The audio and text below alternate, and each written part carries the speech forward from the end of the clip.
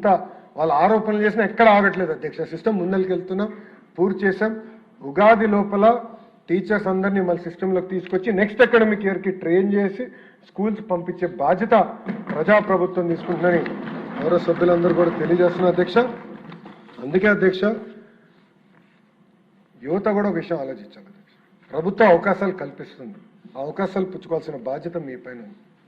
మీరు ఎంత ఆశతో చదువుతారో ఒక బాధ్యతగా మేము ఈ పరీక్షలు నిర్వహించి ఒక పారదర్శకంగా ఒక మోడల్గా చేయాల్సిన బాధ్యత మా పైన ఉంది. అంటే ఎలాంటి డౌట్ లేదు అధ్యక్ష. నేను మా డిపార్ట్మెంట్ ఒకటే చెప్తాను అధ్యక్ష, ఒక నిర్ణయం తీసుకునే ముందల మనం అందరూ ఆలోచించాల్సిన, ఒకవేళ మన బిడ్డనే ఆ పరిస్థితుల్లో ఉంటే మనం ఎలాంటి నిర్ణయం తీసుకుంటాం.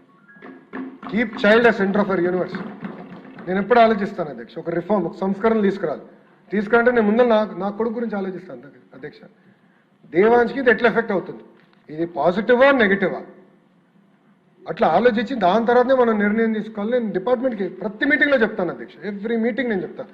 ఎందుకంటే పిల్లలు ఉన్నారు, తల్లిదండ్రులు ఉన్నారు, ఆస్పిరెంట్స్ ఉన్నారు, అందరూ చూస్తున్నారు మన వైపు, కోట్లాది మంది మన వైపు చూస్తున్నారు. ఒక మోడల్గా మనం చేయాలి. ఏం చేసినా భారతదేశంలో నంబర్ 1 మోడల్ ఆంధ్ర రాష్ట్రం చేయాలి. ఆ లక్ష్యంతో మేము చేస్తున్నాం అధ్యక్ష. మన జరిగిన ఎగ్జామ్స్లో కొంతమందికి అవకాశం రాలేదు. ఎస్, మళ్ళీ ఎగ్జామ్స్ నిర్వహిస్తున్నాం. Definitely prepare. ఎగ్జామ్స్ త్వరలో ఆల్రెడీ జాబ్ క్యాలెండర్లో మేము ప్రకటించాం ఎప్పుడు ఎగ్జామ్స్ ఉంటాయి. టెట్ అయింది, ఇంకా డిఎస్సి నోటిఫికేషన్ కూడా ఇస్తాం. ప్రిపేర్ అవ్వండి. మళ్ళీ మెరుగైన అవకాశం మీకు వస్తుంది, దాంట్లో మీకు ఎలాంటి సందేహం లేదు. చాలా పారదర్శకంగా నిర్వహిస్తున్నాం. కాబట్టి మీరు సలహా సూచనలు కూడా ఇవ్వండి. We're open. ఒక మంత్రిగా I'm ready to take feedback. గౌరవ సభ్యులు మీరు ఇవ్వండి, ఆస్పిరెంట్స్ కూడా నాకు ఫీడ్బ్యాక్ ఇవ్వండి. ఇంకా ఈ సిస్టమ్ని ఎట్లా రాక్ సాలిడ్ చేద్దాం, పర్ఫెక్ట్ మెకానిజం ఎట్లా చేయాలి మీరు చెప్పండి. తప్పనిసరిగా వీ విల్ ఇన్కార్పొరేట్. మెరిట్ ఉంటే 100% మేము ఇన్కార్పొరేట్ చేస్తాం అధ్యక్ష. ఈరోజు నిజంగానే నాకు చాలా ఆనందంగా ఉంది అధ్యక్ష. ఎందుకంటున్నానంటే ఉపాధ్యాయులు మనతో ఉన్నారు అధ్యక్ష.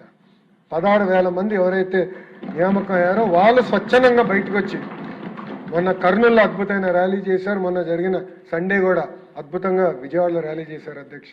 నిజంగానే వాళ్ళకి నేను సభ తరపున అదేవిధంగా ప్రభుత్వం తరపున నా హృదయపూర్వక ధన్యవాదాలు తెలియజేసుకున్నాను అధ్యక్ష. ఎందుకంటే మీరు అలాంటి ర్యాలీ చేసినప్పుడే మాకు కొండంత బలం.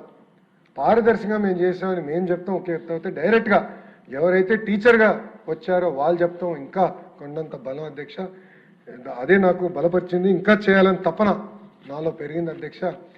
ఈరోజు క్షమించాలి, గొడ్డలి పార్టీ నాయకుడు రాలేదు అధ్యక్ష. ఆయన జగనన్న వ్యక్తి లోకేష్ని ప్రశ్నించట్లేదు అధ్యక్ష. జగనన్న వ్యక్తి గౌరవ ముఖ్యమంత్రి చంద్రబాబు నాయుడు గారిని ప్రశ్నించట్లేదు అధ్యక్ష. జగనన్న వ్యక్తి ప్రభుత్వాన్ని ప్రశ్నించట్లేదట అధ్యక్ష. జగనన్న వ్యక్తి అంబేద్కర్ గారిని ప్రశ్నిస్తున్నారు అధ్యక్ష. ఎందుకంటున్నానంటే ఇది అంబేద్కర్ గారు రాజ్యాంగంలో రిజర్వేషన్ విధానం తీసుకొచ్చిన వ్యక్తి, అది మేము పాటిస్తున్నాం. వర్టికల్ హారిజాంటల్ రిజర్వేషన్ పారదర్శకంగా నిర్వహించాల లక్ష్యంతో మేమున్నాం. అంబేద్కర్ గారిని ప్రశ్నిస్తున్నారు అధ్యక్ష గొడ్డలి పార్టీ నాయకుడు అధ్యక్ష. దానికి సమాధానం చెప్పమనండి అధ్యక్ష. ముందు అధ్యక్ష ప్రెస్ మీట్లు ఎందుకు అధ్యక్ష? రమ్మనండి హౌస్కి. ఎందుకు రాలేదైనా? నేను ఛాలెంజ్ చేశాను అధ్యక్ష. ఇది 4వ ఛాలెంజ్, 4వసారి ఛాలెంజ్ చేస్తాను. టైం డేట్ మీరు ఫిక్స్ చేయండి, డిబేట్కి నేను ready. I'm ready. In the house, out side the house I'm ready. నేనేం పారిపోట్లా. మీలాగా నా పైన సిబిఐ కేసులు లేదు, మీలాగా నేను బెయిల్ పైన లేను. నేను ఎక్కడికి వెళ్ళాలంటే నేను కోర్టుకు వెళ్ళి పర్మిషన్ తీసుకోవాల్సిన అవసరం నాకు లేదు. అది మీకుంది, నాకు లేదు. పారదర్శకంగా నేను నిర్వహిస్తున్నా అధ్యక్ష. Come to the house and debate. I'm challenging you today. వాళ్ళ ఫేస్బుక్లో పెడతారు అధ్యక్ష, ఎక్స్లో పెడతారు. డిబేట్ నుంచి మేము పారిపోయాం. అరే డిబేట్ చేస్తున్నారు భయ్, రా కమ్ కూర్చోండి అక్కడ. మీకు మంచి ఒక బ్లాక్ కూడా ఉంది రెడీగా ఖాళీగా, 11 మంది పట్టేదానికి నీట్గా ఉంది. రండి కూర్చోండి, చర్చిద్దాం. సలహాలు సూచనలు ఉంటే ఇవ్వండి, విల్ టేక్ ఇట్ అప్.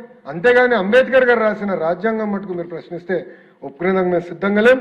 తప్పనిసరిగా పారదర్శకంగా మేము నిర్వహిస్తాం. ఇంకొక 3 డిఎస్సీలు ఎన్నికల ముందర ప్రజాప్రభుత్వం నిర్వహించి ప్రభుత్వ పాఠశాలను బలోపేతం చేసే బాధ్యత మేము తీసుకుంటాం అధ్యక్ష. అంతేకాకుండా అధ్యక్ష మీరు చూస్తే సంవత్సరం అయిన తర్వాత మారుతున్నారు అధ్యక్ష.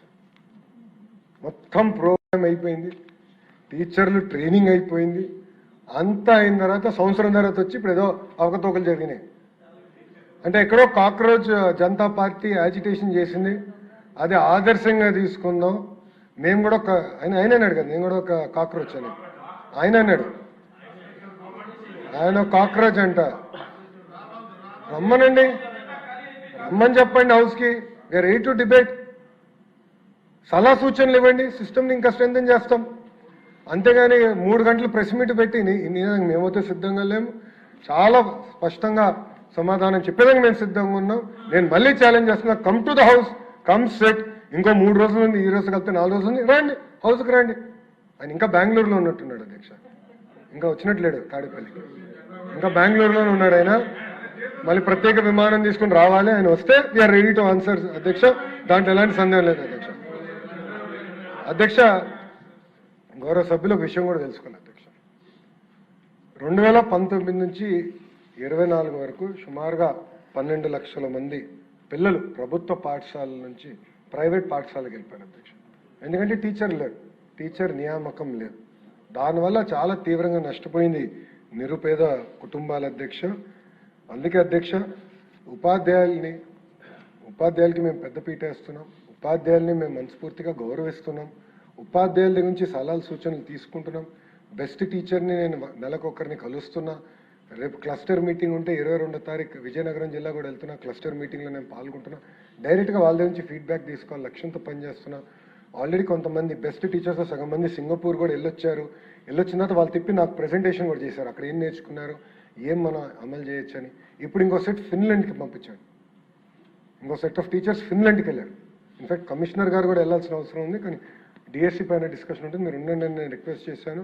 అంటే మేడం గారు కూడా ఫిన్లాండ్కి వెళ్ళి ఫిన్లాండ్ మోడల్ ఆఫ్ ఎడ్యుకేషన్ నుంచి మనం ఏం నేర్చుకోవచ్చు, అది ప్రభుత్వ పాఠశాలలో ఎలా అమలు చేయాలి అని దానిపైన కూడా చాలా సీరియస్గా తీసుకుంటున్నాం అధ్యక్ష. అట్లా ఒక పారదర్శకంగా మేము నిర్వహిస్తున్నాం అధ్యక్ష.